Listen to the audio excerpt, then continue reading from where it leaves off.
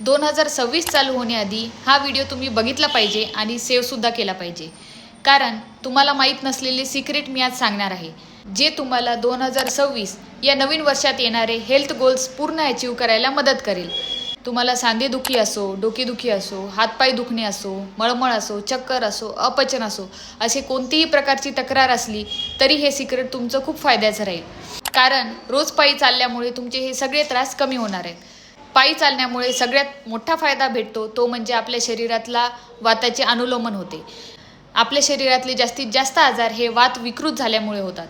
वाताचे 5ही प्रकार प्राण, उदान, व्यान, समान आणि अपान या 5ही प्रकारच्या वायूंना नियंत्रित आणि अनुलोमित करण्यासाठी रोज पायी चालण्याचा व्यायाम तुम्ही नक्कीच करायला पाहिजे. फक्त एवढंच नाही तर रोज पायी चालल्याने तुमचा अग्नी प्रदीप्त होतो, कारण अग्निमंद झाल्यामुळे आपल्याला बरेच आजार होतात.